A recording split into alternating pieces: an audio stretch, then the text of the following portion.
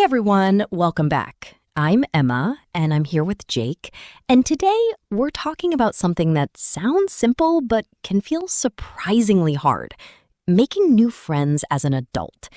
Jake, how does that topic land with you? Very directly. The second you said it, I thought, yes, this is real. Nobody really prepares you for the fact that friendship in adult life can take actual strategy. As a kid, it just sort of happens. As an adult, it can feel like a part-time job. Exactly. When we were younger, friendship often started in the most random way.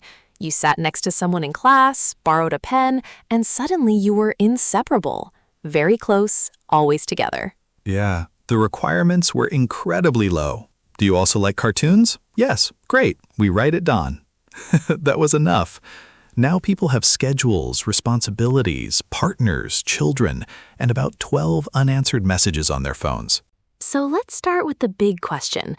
Why is it harder? I think a lot of listeners feel this, but they may not know how to explain it. For me, the main reason is structure. School gives you repeated contact with the same people. You see them every day without making any special effort. In adult life, that built-in system disappears, and without repeated contact, connection grows much more slowly. That repeated contact matters so much.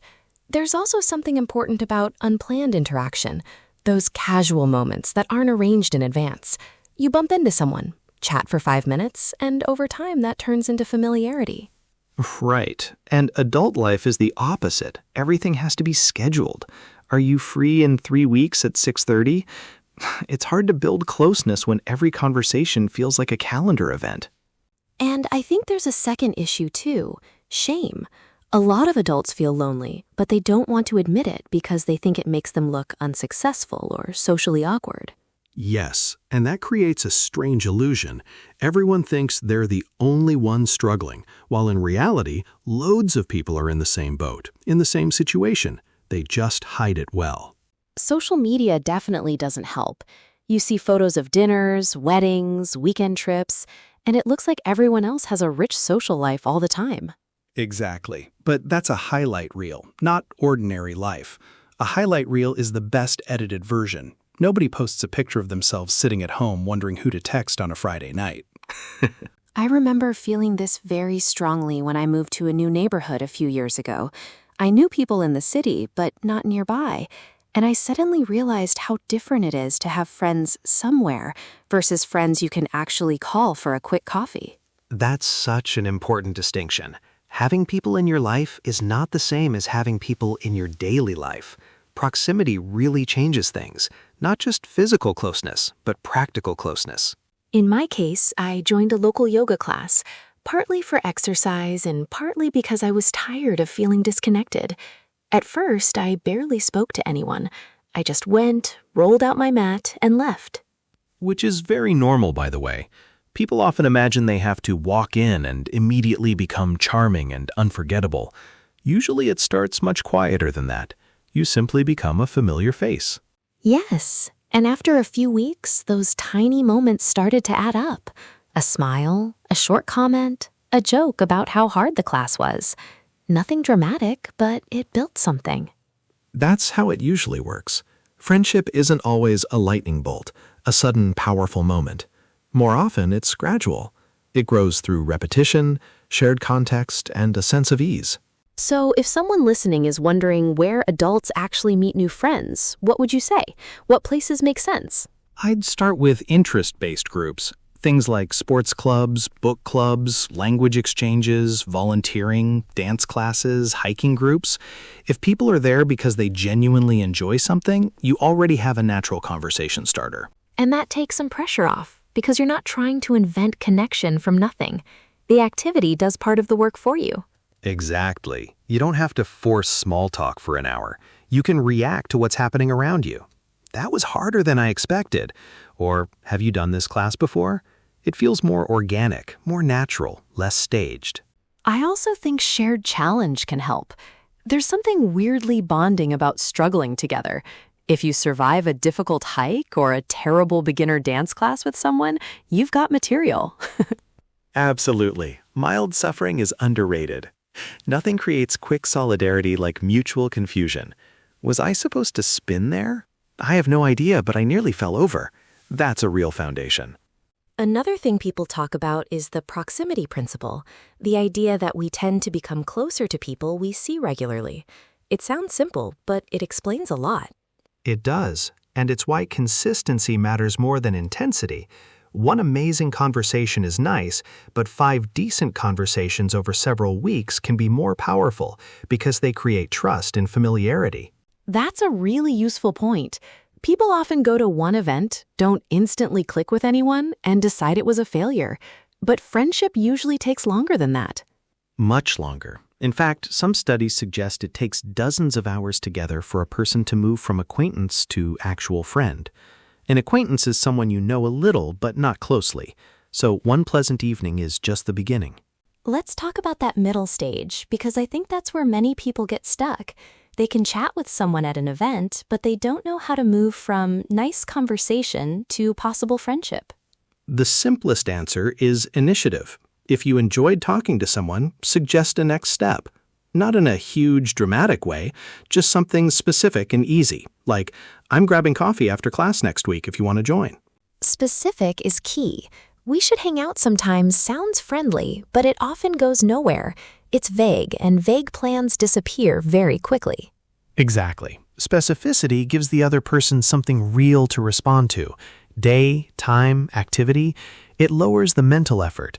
They don't have to decode what you mean or wonder if you're serious. Of course, then comes the scary part. They might say no. And I think a lot of people take that very personally, even when they try not to. True, but adult schedules are chaotic. A no is often just a no to that moment, not a no to you. If they say, I'm busy this week, and then suggest another time, great. If they're warm but unavailable, that still means something. And if they keep being vague? Then I'd pay attention. Not everyone is a match, and not every friendly conversation needs to become a friendship. That's actually healthy. You're looking for real compatibility, a natural fit, not trying to collect people. I'm glad you said that, because there can be pressure to build a big social circle, as if more is always better. But I don't think that's necessarily true. I agree. A wide circle can be fun, but a few reliable people can be far more meaningful. Some people want 10 casual friends. Others want 2 deep ones. Neither model is wrong. That brings us to the difference between acquaintance and close friend. What helps a connection deepen instead of staying on the surface?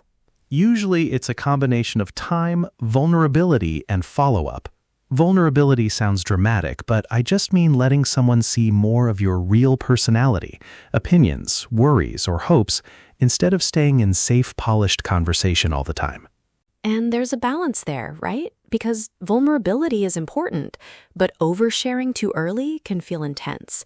You don't want the other person to feel like they've been handed your entire life story in minute 3. Exactly. There's a middle ground. You don't need to do a full emotional documentary on the first coffee. You just need to move beyond autopilot. Maybe you talk about what you actually care about, not just what you do for work. That's such a good distinction. Autopilot means you're operating automatically, without much thought or real presence. A lot of adult conversation gets stuck there. Yes, and that's why better questions matter. Instead of only asking, what do, you can ask, how did you get into that? Or what do you enjoy most about it? Those questions invite a fuller answer. I'd add that genuine curiosity is attractive. Not attractive in a romantic sense necessarily, but appealing. People like being around someone who listens well and seems sincerely interested. Definitely. And listening well doesn't mean just waiting quietly for your turn to speak. It means noticing details, asking follow-up questions, and responding to what the person actually said, not what you expected them to say. Let's bring work into this because a lot of adults spend most of their time around colleagues. Do you think work is a good place to make friends? It can be, but I'd say with a little caution.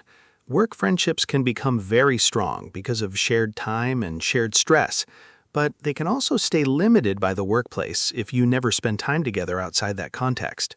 That makes sense. You might get along brilliantly at work, but once the job changes, the connection sometimes fades because the shared environment was doing most of the work. Right, so if you meet someone at work and you genuinely click, it helps to widen the relationship. Get lunch somewhere else, go for a walk, talk about things beyond deadlines and meetings. And remote work makes all of this harder, I think. If you work from home, you lose those spontaneous moments in the office kitchen or on the walk back from lunch. You do, which means you may need to create third places more intentionally. A third place is a social space that isn't home or work, like a cafe, a club, a community center, a sports group. Those spaces matter a lot. Volunteering can be a good third place, too.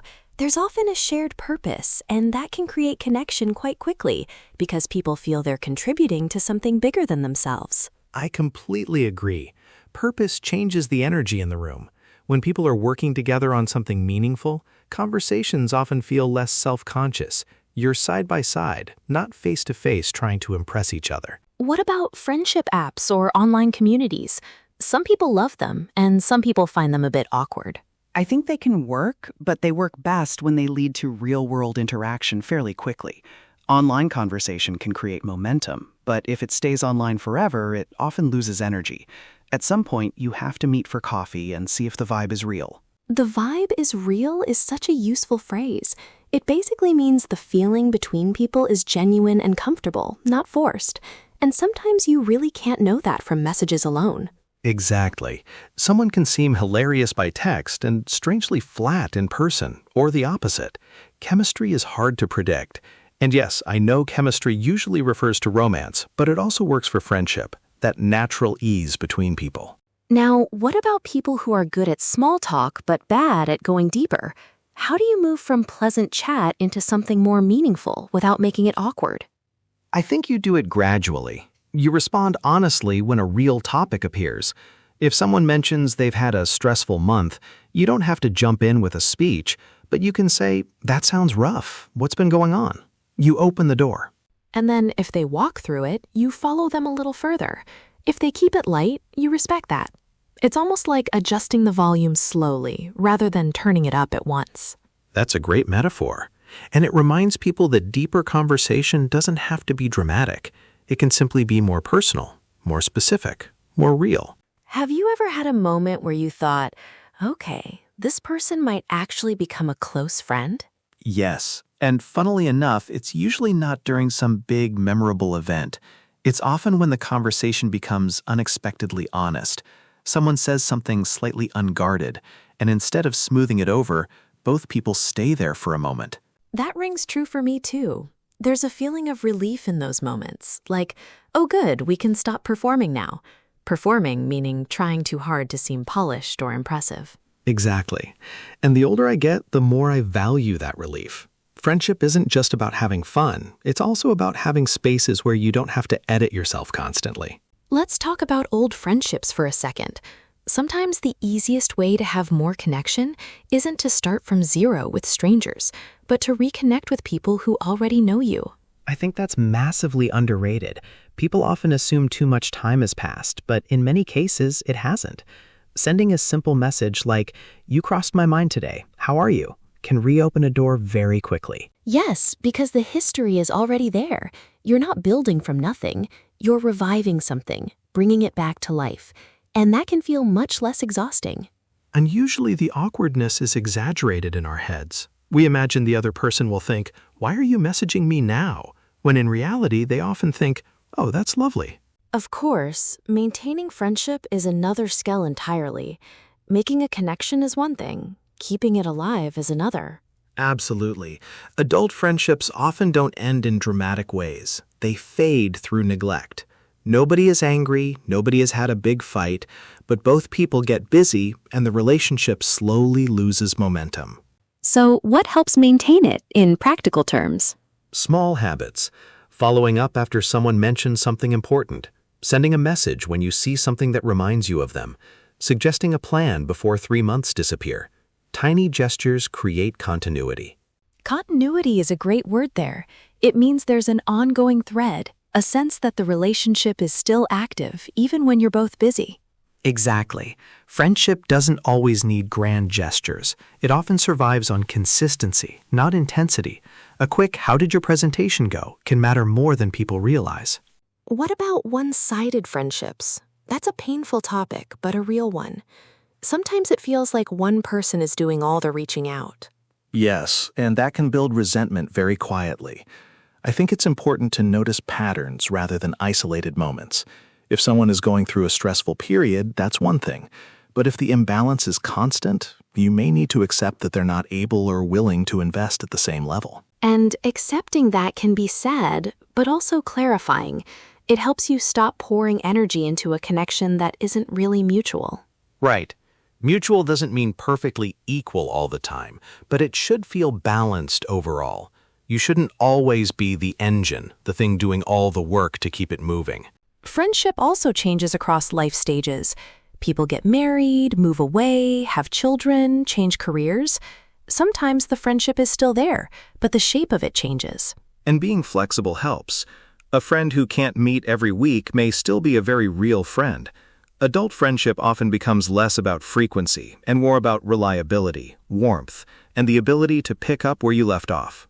I really like that phrase, pick up where you left off. It means to continue easily after a break, without needing to rebuild everything from the beginning. The best friendships can do that. You might not talk every day, but when you reconnect, there's still trust and ease. That's a sign of depth, not failure. I also want to speak to listeners who are making friends in English or in a culture that isn't their own. That adds another layer of challenge, because you may be translating your thoughts while trying to connect. And I have huge respect for that. It takes courage to build relationships in a second language. You're not only navigating personality and social cues, but also vocabulary, humor, and cultural references. Humor can be especially hard because jokes depend so much on timing and context. If you miss a joke, you can feel left out very quickly. True, but I'd say this. Most kind people don't expect perfection. If you miss something, you can just ask, "Sorry, I didn't catch that," or "What does that mean here?" That doesn't make you awkward. It makes you engaged. And there's something very human about being honest when you don't understand. It can actually make people feel closer to you because it lowers the mask a little. Yes, and sometimes what you think is a weakness is actually memorable in a good way. An accent, a different perspective, a slightly unusual way of phrasing something. Those things can make a person more distinctive, not less. What would you say to introverts here? Because a lot of advice about friendship assumes everyone loves groups and easy conversation. I'd say introverts don't need to become extroverts. They just need a strategy that suits them. Smaller groups, quieter activities, one-to-one plans, regular but lower pressure environments. All of that can work brilliantly. That's so important. There's often confusion between being introverted and being bad at socializing. They're not the same.